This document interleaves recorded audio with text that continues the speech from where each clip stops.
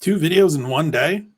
Two videos in one day. It's going to be the Friday norm here on the Keyboard Kimura Audio Video Network. I am Spencer Kite, your friendly neighborhood Spencer man.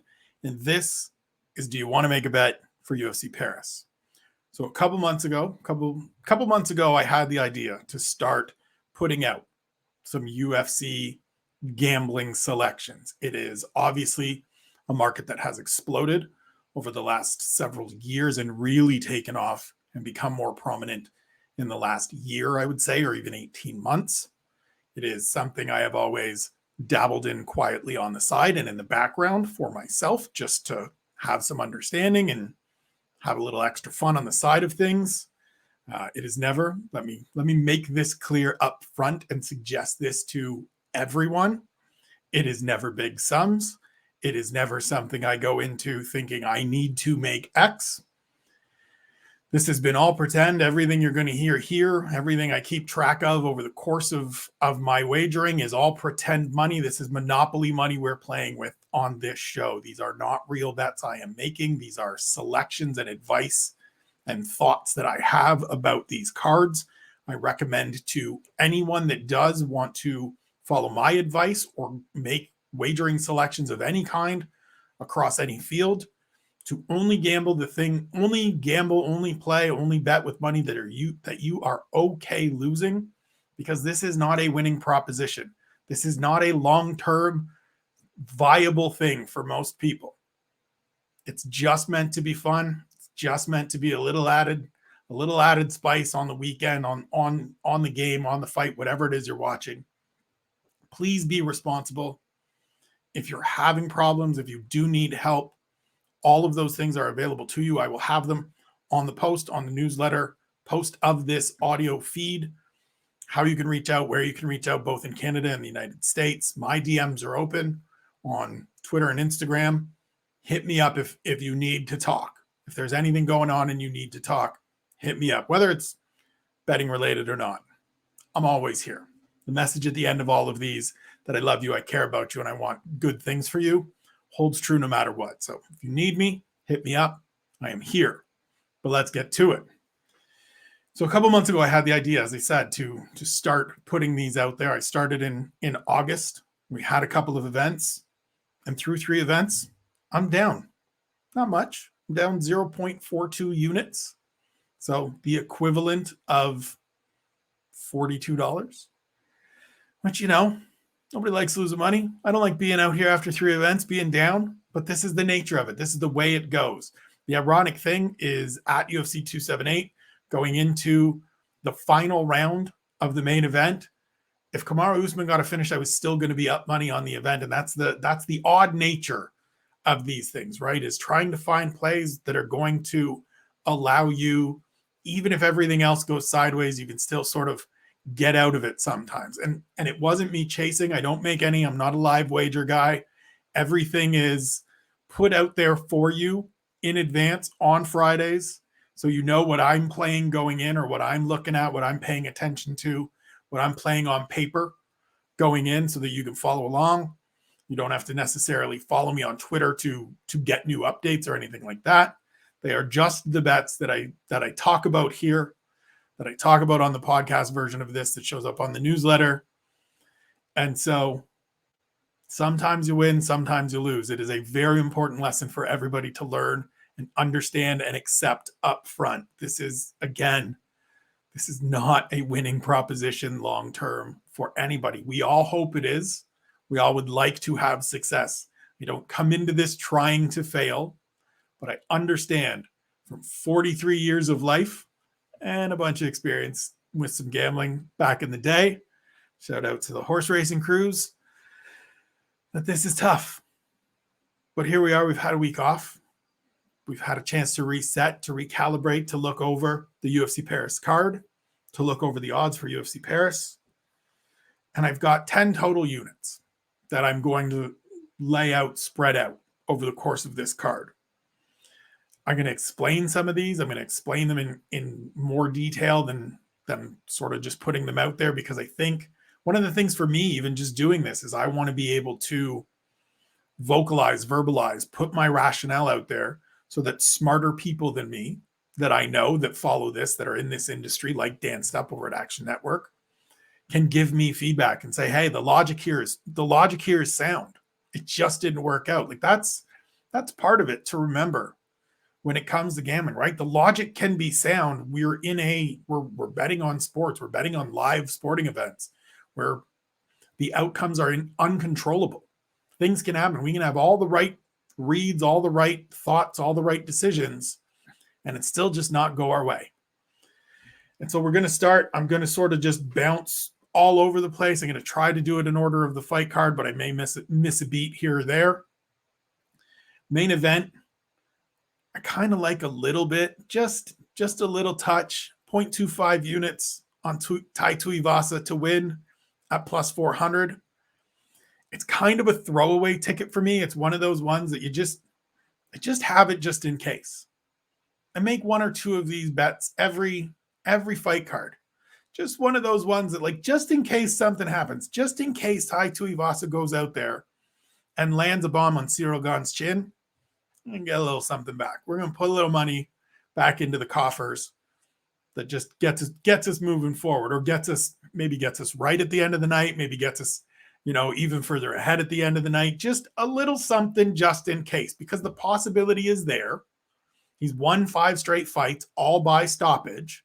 And so if you wanted to go on, by knockout at some point throughout the rounds, you're going to get good odds there for sure. But just a little something on plus 400 that feels a little bit too high for a guy that's won 5 straight fights. Conversely, I also like 0.2 units on Ciryl Gane to earn a stoppage in each round. So we laid out the total of 1 unit for plus money through every round. Round 1 at plus 333, round 2 plus 450, round 3 plus 700, 4 plus 1,000, 5 plus 1,600. So at any point in this fight, if Ciryl Gane gets a stoppage, we're cashing a ticket. And the later it goes, the more that ticket, the greater the value of that ticket. I do think, and if you watched the Punch Drunk predictions earlier, thank you, appreciate it. I do think the possibility is there for Ciryl Gane to get a stoppage. And this, again, is another one of those sort of just put a little something together that fits with my thinking of how the fight can play out, to where I'm getting value, right? Ciryl Gane going into this fight, I believe, is last I looked, somewhere in the minus 500 range. I'm not playing that straight. I'm not getting in on that. It's too hard to make a profit there. It's too risky to make a real profit there for me, just doing this, not trying to lay out gobs of units. But I can find plus money in the finishes in each round. And so for a guy that has a bunch of finishes in his career, that is facing a guy that he, in my opinion, should be able to either pick apart and chip away at over the course of rounds, or take down and chip away at on the ground over the course of rounds, you want to give me plus odds at escalating increments throughout the fight.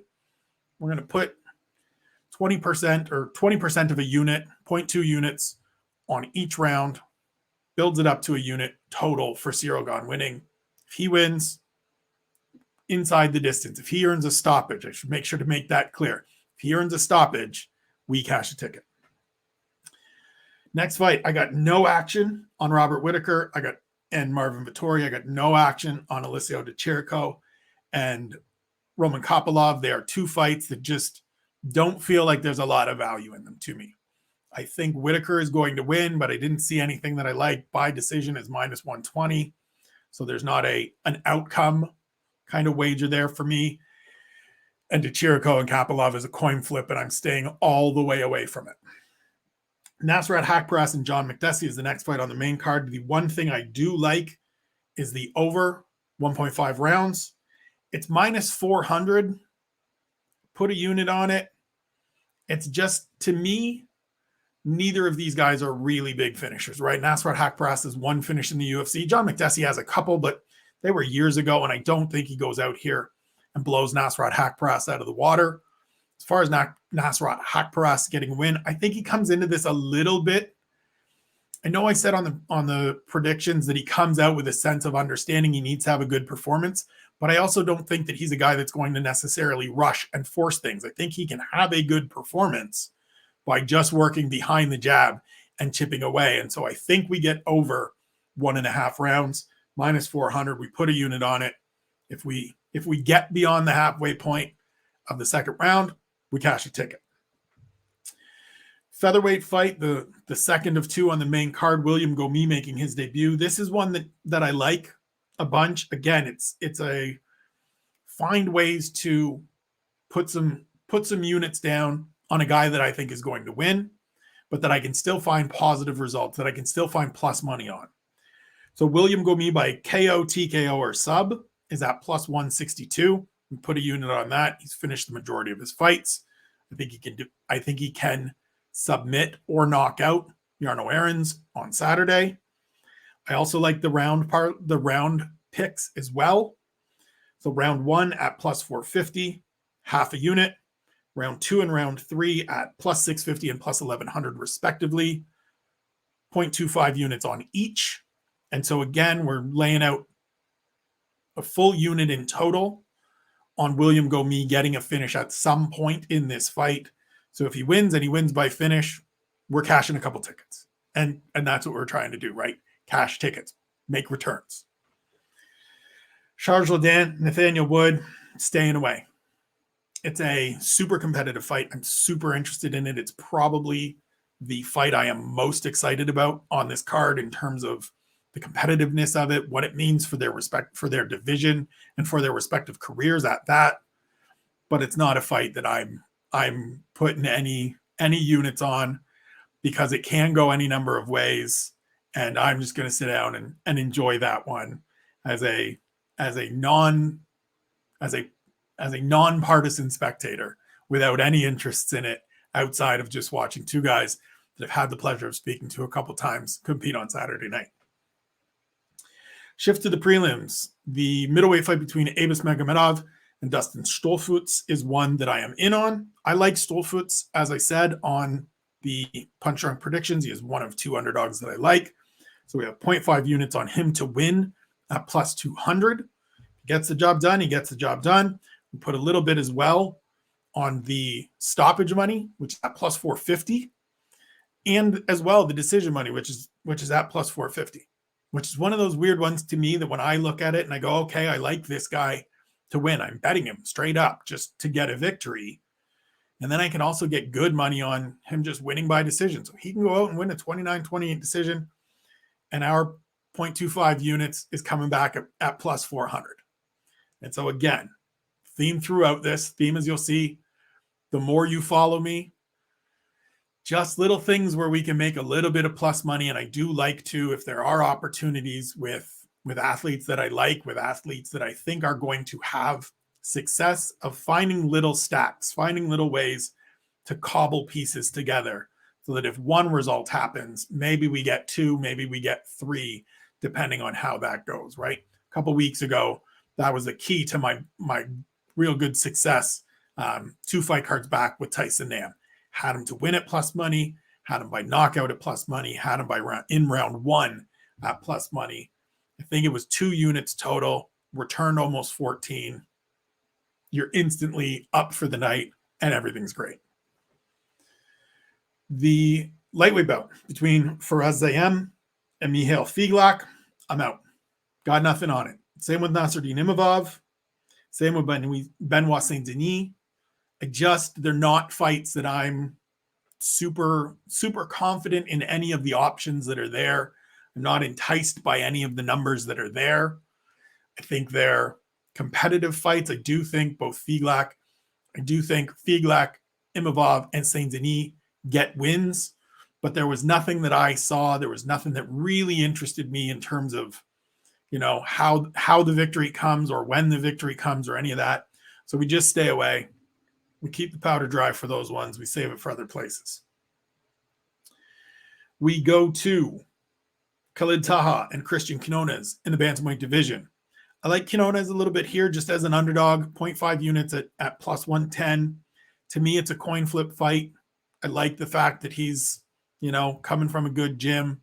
Looked good on Contender Series to work his way onto the UFC roster. I don't think particularly highly of Khalid Taha. So at plus money, just a little chance to get a little return, to double up on Christian Quinones at plus money. And then the opener, Stephanie Egger against Eileen Perez. Just half a unit on Stephanie Egger to finish in the first round at plus 275. And then half a unit again on the under at 1.5. Sorry, the under 1.5 rounds at plus 137. I think Stephanie Egger is head and shoulders better than Eileen Perez. We're going to find out on Saturday. I'm going to learn on Saturday whether that's true.